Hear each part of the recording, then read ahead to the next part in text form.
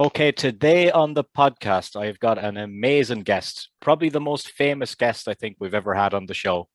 And we've had quite a few famous-ish people on the show. Notably, we've had Bird from Judge Judy, who's been on the television screens for 25 years throughout the world. So he was a really great guest, and you're right up there with him. It's Mr. Tommy Chong. How are you doing, sir? I'm doing very well, thank you. And Thanks for thanks for joining me. and thanks for having me. I love it. Yeah. How has the last year been for you with the COVID situation? Did it change much in your life, or how's things been in It general? no, it actually improved my life 1,000% at least. And I'm not joking. No, I'm serious, man. See, I knew how to do time. I just gotten out of prison, and when I was in prison, when just got out, everybody asked me what was prison like, and I would tell them, "You'll find out." and and I was right. The whole world got locked down. So I know how to do time. So I'm still having a great time being alone. Yeah, because being a celebrity, social distancing is not a bad thing. You know what I'm saying? Yeah. Yeah, and so no, I really enjoyed it. And then check this out: my wife cooked for me every night for months, for months.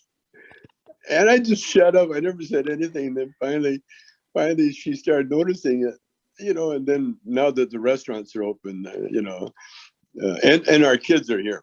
My daughter and my grandkids and everything are here. So everybody cooks but her. But she's a fabulous cook too. What's the best dish she cooks? I guess it would be chicken wings. Okay. Yeah, she's got a thing about chicken wings. She knows how I like them, and and all sorts of what do you call it? Real healthy meals, vegan kind of meals. Are you Because vegan she's yourself? well, I try not to be, but I'm around her. I sure am. Yeah. But no, actually, I'm a stoner, so so I'll eat it. I will attack anything if it if it's nearby. Yeah. You know what I Yeah. mean? All food is good after a few talks, isn't it? Oh my God, you'll eat shit the dog won't eat. So, do you want to talk to me a bit about your heritage? Obviously, you were brought up in Canada, but your mother, I was reading, was Scotch Irish. What what Yes, what is that? and she was Scotch Irish native or Indian, Yeah. Scotch Irish Indian. Her mother was half native, half Indian, and it was her mother that was married to the Irishman, a Dylan. Oh, okay. Yeah, and that's how I got the Irish. Yeah, she was half native, and I think a Assiniboine. I'm not really sure. I'm going to check it out. Her name was Jemima, and Jemima. and Jemima, and she married a Dylan. Now I don't Dylan, know yeah, that's a anything. very Irish name. Yeah, I don't know anything about Dylan, but but that was my mother's. No, it was her grandmother's or her mother's name, Yeah. married name. Her mother's married name. Yeah, that's what it was. But we were told very proudly that we had Irish blood. We were a Dillon and Scottish blood. We were a Gilchrist and a Dillon Yeah. and a Chong, and then the Chong, and then Yeah, because the then the Chong obviously came from your father's side. yeah. Yeah. Then the Chong moved in. I'll take that beauty. Yeah, So, yeah. like, I was reading, like, when you were growing up, that you pretty much bought a house for your parents and paid for it. Is that all true? Oh, when I made it big, Yeah. oh yeah, oh yes. Well, actually, when we had the nightclubs, that was the first bunch of houses that we bought because we were dirt poor. Yeah. We were a truck driver, lives in the country poor. you know, and but as soon as I started making the movies, Hmm. then I bought them their not so much their dream house. It was actually more like a family house, that I bought them. My mother never was an aristocrat. you know. Yeah. She was trained to be a housekeeper Yeah. because her mother, our native mother that was married to the Irishman, she committed suicide when my mother was about 3-4 years old. Oh, wow. And so my mother never had any kind of schooling. And she was like a domestic right off the bat, and she schooled herself. But she never, her writing, I got letters from her that I treasure because they're like works of art, because her handwriting was so childish, but so filled with love. Oh my God. Yeah. In the 1960s, Tommy, before you got into movies, you were doing a bit of music with the Shades. What was the Oh yeah. music scene like? What was it like to be around and doing gigs in the 60s? We started it. I go back to the 50s. Yeah. I introduced with the band. I introduced rock and roll and rhythm and blues into Canada, 1950. I'm guessing about 56, 1956, right after. Well, actually, Elvis was 54, so it was in that area that I had been playing with another native. I was his backup guitar player, and then we met my brother. My brother would play football, and he met this black singer named Tommy Milton, and that's how we started. That's how we started the. Oh, you hear me? That's how we started the Shades. Yeah. Because one was a full-blood Native Indian, a black ex descendant from the slaves in the States, and me, half Chinese, Irish, Scotch, and we called ourselves the Shades because we were the last because of our colors. Oh, really? And then it morphed into a rock and roll band, like a real. When the black guy joined, when Tommy Milton joined, and then Tommy went on to do Little Daddy and the Bachelors. After that, I was a member of Little Daddy and the Bachelors, and then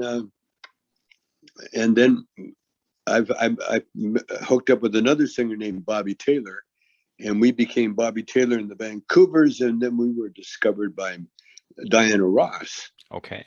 And the Supremes, and then she took us to Motown, and we cut a record called "Does Your Mama Know About Me," which I wrote, and that's my claim to fame in the music department. Yeah. What was the transition then, and how did it come from doing the music to Cheech and Chong, and how did you guys meet? Well, I found out through, everything's done by accident. Yeah. If this didn't happen, this wouldn't be here. I hear that a lot from people that are on this show. Like they say, "Oh, this happened I just happened to be here on this day, and then this opportunity came." Yeah. No, everything that happened to me was meant to happen. I was never meant to be a guitar player, although I can play guitar. I was never meant to do my life at Motown, although I had a really good in there. So I got fired from Motown, and then, but I've been going to improvisational theaters in LA because they had a couple of incredible theater, the Groundlings, they had the Committee, and I got totally hooked into improvisational comedy. And so when I had freedom, I went up and I turned the strip club that we had into improvisational theater, and that's where I met Cheech, because we were looking for actors, and Cheech applied to be a straight man, and he got the job because no one else applied.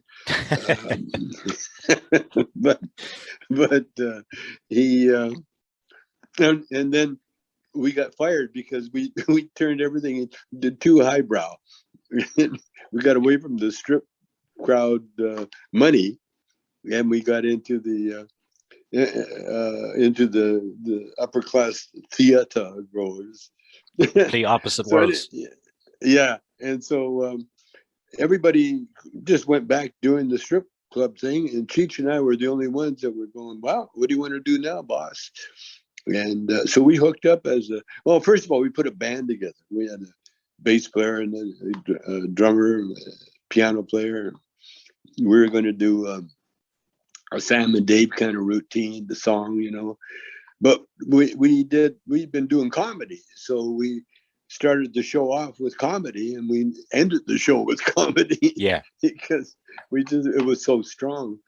And that was the beginning of Cheech and Chong. And so then we had to sneak into LA because I'm Canadian and Cheech was a draft dodger. So we snuck back into LA, and then we just did every pre-show we could find. And what we were doing, we were just showing off. We were showing everybody how awesome we were. And then eventually we found the right guy, the record producer. And then we started doing Cheech and Chong records. And then I got tired of going to Australia every year. Oh, I hate missing the seasons, I grew up in the country, and the only joy in life was summer. Yeah. Everything else was hard work. We don't get much of summer over in Ireland, let me tell you. Yeah, I know. And when you do, boy, you're taking advantage of it, aren't you? Yeah, you kind of strip down wherever you are and you get that sun. Yeah, but you earn it, you see. That was the great thing about my Irish ancestors. They're tough as you'll ever find on the planet. Have you got to come over to Ireland? Not yet. That's on my bucket list. Boy, I'm coming. I am coming. I want to do some more research on Dylan, my grandfather, and see, exactly who he was, where he was from, and all that. You can do that now. Find out what part of the country he's from, maybe, and visit there. Yeah. I'll probably find out that he was part of the gangster. History is history, and we can't change it no matter what he done. That's for sure. Yeah. So where's the broadcast from? This is from Kilkenny in Ireland. It's just south of Dublin. Oh, it's Dublin. Yeah, just Dublin, south of Dublin, Kilkenny. Like South Park, Kilkenny. It's exactly like that. Did they invent golf in Ireland? Not that I'm aware of, but possibly. I could tell you one fact about Ireland. The book Dracula was written here. Oh, was? Yeah, Dracula. Oh, yeah. Who wrote that? Bram Stoker. Oh, yeah. That guy. Yeah. Yeah, Dracula. Oh, yeah. I was thinking of Frankenstein for some reason. Yeah. Oh, yeah, Dracula. Gotcha. The bloodsucker. Yeah. When you were part of that 70s show, obviously that's a show it's still iconic now. Did you think when you were part of that show that it'd still have the longevity that it's had? Oh, yeah. Yeah. I mean, it started when I joined the show. Yeah. Before I joined the show, these were kids playing the 70s. But when I joined the show, I was a piece of the 70s. Yeah. So I represented that whole era, in such a way no one else could do that. And I really enjoyed it. Oh, I enjoyed my time. I enjoy my place no matter where I am. So yeah. So yeah, the 70s show was very, very dear to me. I had such a kick out of watching the kids grow up. And then watching Kelso and Jackie get married. It was strange. Crazy. It was like that should have been filmed. Well, it was filmed. We got to find the film and do I'd like to do what do you call it? Like a reunion. Oh, that'd be cool. Yeah. That'd be the best, huh? Yeah. Especially you seen with the Danny's in jail. You seen recently how successful the Friends reunion was. Yeah. Oh yeah. Yeah. I never saw it. Did you see it? No, I'm actually not a fan of that show at all, to be honest. Well, I'm a fan, but I'm not really anxious to see it. Yeah. Because I don't know. You know, I there think it was more of a kind of a sit around and talk about the episodes kind of thing rather than an oh, actual episode. yeah, they were just talking. Yeah, that's what I'm gonna start doing a podcast or the Stoner Hour with Tommy Chong, Yeah. and all I'm gonna do is as part of the show, I'll be just reminiscing about some of the record bits that Cheech and I did, you know, and go down one by one because so many people, that they grew up with those memories, Yeah, and characters, yeah. Yeah, and that 70s show, the same thing. There's a lot of great things that, well, every era has its stuff. I had a great time anyway. It was, but I wasn't sad when it was over. Everything kind of runs its time, really. It does. It does. It's like, okay, it's like a bus or a train. Okay, you're stopped. You're approaching your stop. Okay, here it is. Okay, get off. Yeah. And then if you don't get off, you're in trouble. well, you're of no use. Yeah. You see, you only fit with your crowd. You got to go with. You can't stay back or jump forward. You can just stay where you're at. Yeah. I've got a few things written down here, a few various television and podcast appearances that you've done in the past. And I just want to get your thoughts on them. The first one was 2014, the Dancing in the Stars. That was completely, it seemed for you as an outsider looking at you and your career and through your characters and whatever, were you out of your comfort zone doing that, or did you enjoy it? Well, I I was way out of my comfort zone. Yeah. There was absolutely no comfort anywhere around that show. I enjoyed the hell out of it. Man. It was thrilling. Man. It was like climbing Mount Everest. Really, That's yeah. what it was like. Yeah, only you're not just climbing, you're running. and then you run back down to the bottom and then you climb it again. That's what it was like. It was the toughest thing I'd ever done in my life. What was tough? Did you But find it difficult to remember the well, routine? no, I'm old. Yeah. It's like taking a 1930 Chev and racing it with an electric car. No, it was no, this body. I mean, the mind was there. Yeah. The twinkle in the eye was there, but the rest of my body said, "Can we have a meeting?" The statistic I read online about it was the oldest man to ever reach the semi-final. That's your trophy from that one. That's me. That was me. Yeah, the oldest guy to meet the finals. Because I guess the other ones they took pity on him. But I kept getting good numbers. People Yeah. were watching me. Yeah. And of course, The public the were word got enjoying your pain, I think. the word got out. But the funniest thing when I got voted off, Yeah. Oh boy, it's like you die. Yeah. It's like you're dead.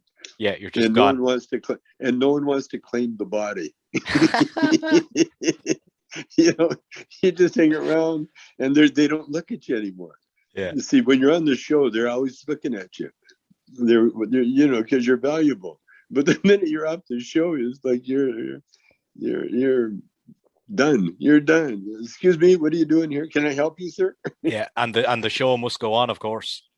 Oh, excuse me. Here's Yeah. another guy. Yeah, and the other guy, they're running out there to do the show. No, I enjoyed it so much, man. And then I enjoyed The Masked Singer. Did you see that? No, I haven't seen that. No. Oh, you got to see that because Yeah. of my dancing with the Stars. They booked me. I think we're the first or second show of The Masked Singer. I've never seen The And Masked Singer. It mustn't be broadcast over here. oh, probably not. But what it is that they mask people, and everybody's got to guess who they are. Oh. And they're some top singers, some actors, and everything's a surprise. Uh, So yeah. there was one thing we'd have a lot of wrestling guests on this podcast and guys from the WWE and that, and you were there in 2010. I remember there was a little segment and you guys were kind of hosting Raw, and there was a little segment backstage. You remember that where you were Sure, sure. hallucinating and you were supposed to be touching Kelly, but it ended up being William Regal. Yeah. What was it like Yeah. going into work in the WWE for that period? Yeah, it's very iconic. It's something that it's a piece of life. It's like going to another planet in the solar system. Did you get to meet Vince McMahon? Oh yeah, oh Yeah. yeah. We met them all. We sure did. But they are what they are. When I was a kid, wrestling was the biggest. Everybody believed it. The Yeah. neighborhood I grew up. Oh, that was real. That was real. And I had a godmother, a Christian lady that followed the wrestlers. She was a big fan, and she would get their autographs and send them to me. Really? When I was around 10, 11 years old. And it was great. I had a nice, but I'm not a collector. I'm a hoarder, but I'm not a collector. Yeah. Yeah, it seemed like fun. I had a director on the show the other night. He directed Friday the 13th, Part 6. His name is Tom McLaughlin. Oh, yeah. He said in 1987, I believe it was, because the year after he directed the film, they wanted him to make another. And he suggested to the production company that it should be Jason meets Cheech and Chong. Did you hear Oh, anything about this before? no, this is the first time. Really? First time. I would, Cheech, both of I would jump at that one. Yeah. We would love that one. Yeah. That was the only genre we never explored, The horror. Yeah, we broke up too soon. That was the next on my list. I wanted to do a real scary. I wrote a real good one. That remember that one by Stephen King, Christine, the car. Yeah. Well, I wrote one where it's a surfboard. Okay. A surfboard, and this little boy, the surfboard washes up right at his feet, and he picks it up and brings it home, and then these bullies they bully the kid out of the surfboard, and every time they're mean to the kid, something really bad happens to the ones that steal the board. Yeah. And the board keeps coming back to the kid. So yeah, I can't wait to do a scary movie. I'll be showing this footage to Tom McLaughlin. He'd be very interested to hear it, because I don't think the producers at the time were a fan of going down the comedy road too far with Jason. But it's interesting because he asked me to ask you, so you have no memory of being offered that role anyway. No. I would have grabbed it. After we did Corsican Brothers, though, Cheech was sort of like drifting away. In fact, he did drift away. Yeah. In fact, the Corsican Brothers was sort of like a test. It was like a live action about what was going on in Cheech's life, because it was his real wife that he divorced was in the movie, Ricky. That'd be art imitating life, isn't that the other way around? Yeah, I think that was one of the reasons we broke up. Yeah. because yeah, I was part of the divorce settlement. Yeah, okay. I'm gonna touch on the laws in Ireland surrounding weed and cannabis compared to America. Oh, what is going on there, man? I got a story there today. I've memorized it anyway, but I'll just give you an example of what happened 2 months ago. This guy was caught with €4 worth of weed, so it's about maybe $2.50 worth of weed, and he was taken to court because it was his fifth time being caught. Now, obviously, before he was probably caught with a bit more, but all for personal use. Yes. And so what happened was they didn't fine him, but they gave him community service. So you know what that is like. But they wouldn't, they said he could only do the community service if he was clean off weed. Well, that's stupid. Yeah. That is really stupid. So what did you, so what did he do the community, or did he get time I in don't jail? know. That's the last I seen. The article was posted 2 months ago, so there might be a follow up to it. But that's just a small example, kind of, because Ireland No, kind of sees itself yeah, now as getting more progressive. We legalized gay marriage a couple of years ago, and then there was a referendum last year for abortion, if women want to have an abortion or not, and things like that. So I think maybe the cannabis is down the line, but it seems that the laws over here are very strict compared to the States now. yeah. Well, you got to remember that when Nixon was around, they started paying countries like Ireland, like all Mhm. those countries, to eradicate the pot, the marijuana, or if they grew it, or Yeah, to put heavy penalties on for users. It's a racist law, and in Ireland and England, all those places, they fell right into line, with Reagan. Uh, but now it's a proven medicine, hmm and so all we're seeing really is the ignorant and the corrupt. yeah. That's all we're seeing. It's out there. I mean, There, that's the test. There's no there's reason to keep that illegal, except for someone's misguided beliefs. And now we've evolved. This telephone that we're holding, we take it for granted, but yeah, it wasn't around when those guys were elected. when, yeah, you know, that kind of this kind of brains that we got now, that we have access to, the knowledge that we have access to, they never had it back there. And so you guys got to do a lot of house cleaning when it comes to the political scene. You yeah. know, you There's got to a take control, get some progressives in there, yeah. and catch up with the rest of catch up with some of the world. Yeah. There's a case that's often in the media here. There's a very young girl, I think she's only 11, and she needs medical marijuana pretty much to survive. Sure. So her mother is a big advocate for legalizing it in this country for medicinal purposes because she has to get special permission from the government to go to either Brussels or Holland to get the weed Yeah. and then to bring it Yeah. back. And they always seem to be encountering problems. It's Of just, course. Of course. Because you're doing something that shouldn't be done, which is enforcing a corrupt law. It's a racist law, and they should follow the guidelines of racism, like Nazis. There's laws against being able to promote Nazism in Europe, yeah, and it should be the same against being against medicine like cannabis. And by the way, I don't call it marijuana. I call it cannabis. yeah. That's the proper name. You know, when they want to make it illegal, they call it marijuana. hmm When they catch illegal drugs, it's marijuana. No, it's not. It's cannabis, Yeah. and that's what your people have to come to. It'll be the young. It'll be the young ones. You got to do it at the ballot box. You got to make sure that the elections. When you have elections, you got to change the order, and then you got to put progressives and intellectuals, in charge of what the people should get.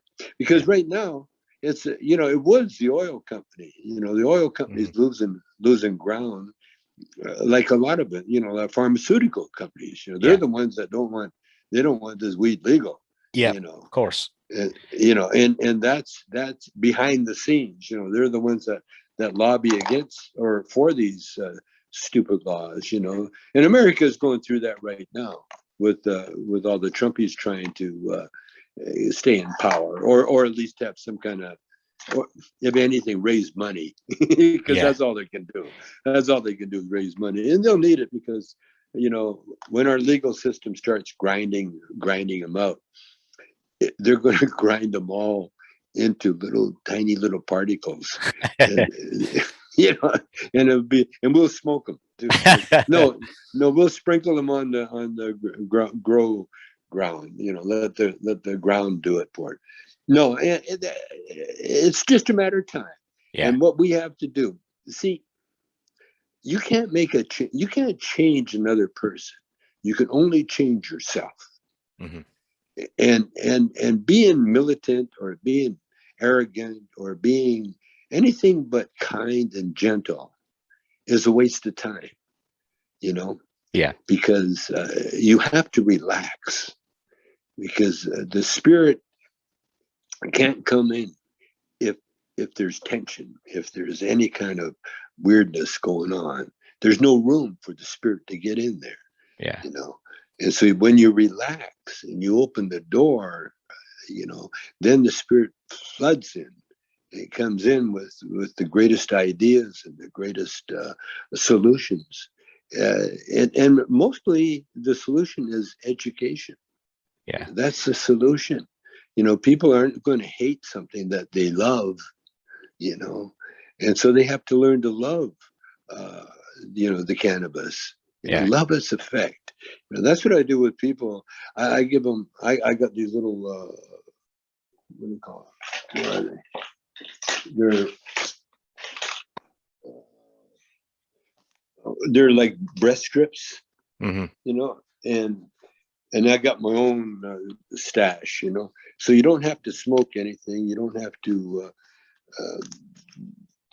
get a bong or anything like that. This is one. This is my own private thing. Is this And from Tommy Chong Cannabis? yeah, Yeah. yeah, it's a Tommy Chong cannabis thing, and what it does, it's just a. I'll show it to you. It's just like that. Oh, that's that's that's a stoner move.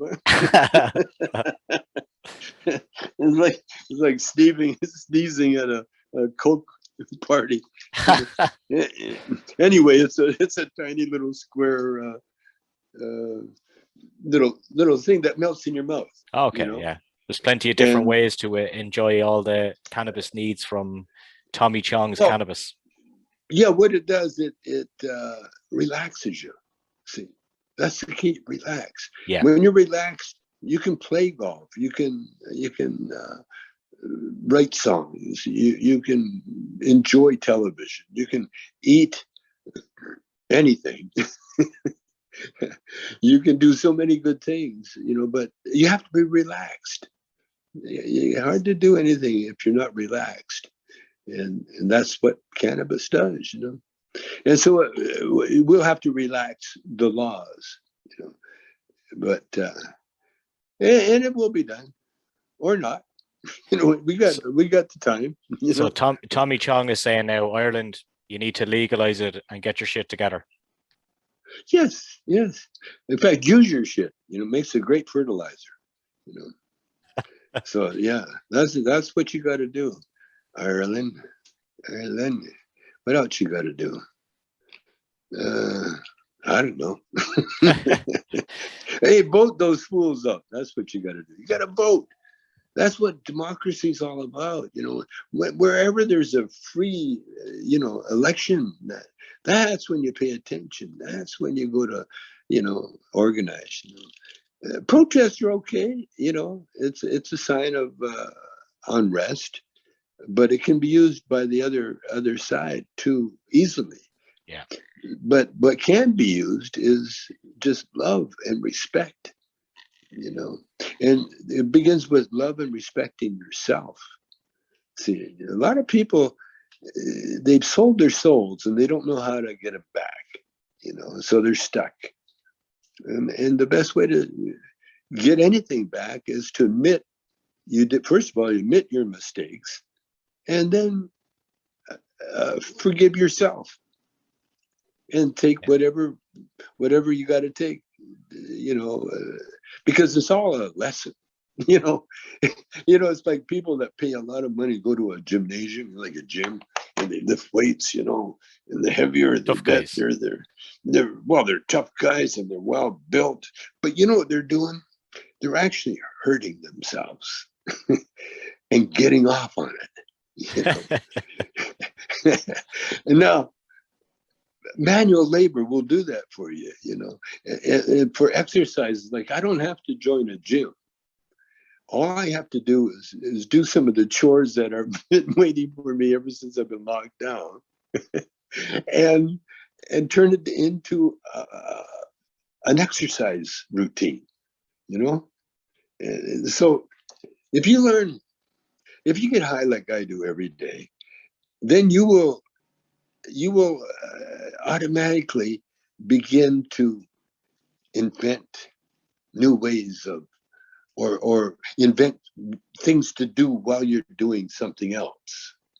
You know, like I always have the music on, but it's not always the music that I grew up with or love or anything. Sometimes it's some ethnic station that I just want to feel that vibration, you know, or hear those sounds that I'm not used to, or hear that language that is foreign to me, but it's so musical. You know, there's something really beautiful about humanity, and everywhere you look, if you're stoned enough, you see all sorts of humanity, you know, all sorts of beautiful living things that, like I come just before the podcast, there's a bird got, it was inside my house because I got a jungle around the house. And so when the doors are open, the birds think it's part of the jungle Yeah. until it sees my little poodle trying to catch it and eat it, you know. And then the drama begins, you know. But I mean, that's because I took the time to find some good cannabis, roll it up, and smoke it up, and then now my life, you can't get bored. You can't even get bored. It's the way forward. Yes, Yeah, yes. Tommy, It's listen, the only way forward. it was an absolute pleasure to talk to you today on the podcast, man. I really, really Well, enjoyed it. thank you. Thank you for having me. And We'll hopefully catch up at some point soon. I mean, we might see you on the wrestling or something.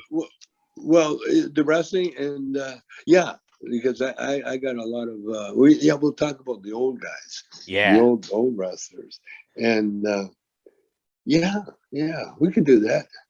And what else was I going to say? When I find out about my Dylan side, yes, we then need to. then we can talk about that. We're going to backtrace your Irish heritage on the next show. That's for sure. Yeah, my grandfather on the Scottish side. No, just a minute. No, that was my mother's father. What am I talking about? Oh, I got it. I'm confused, but it's okay. We'll Okay, get we'll to see the you next bottom time. of it. We'll get to the bottom of it, mate. Thanks, Okay, man.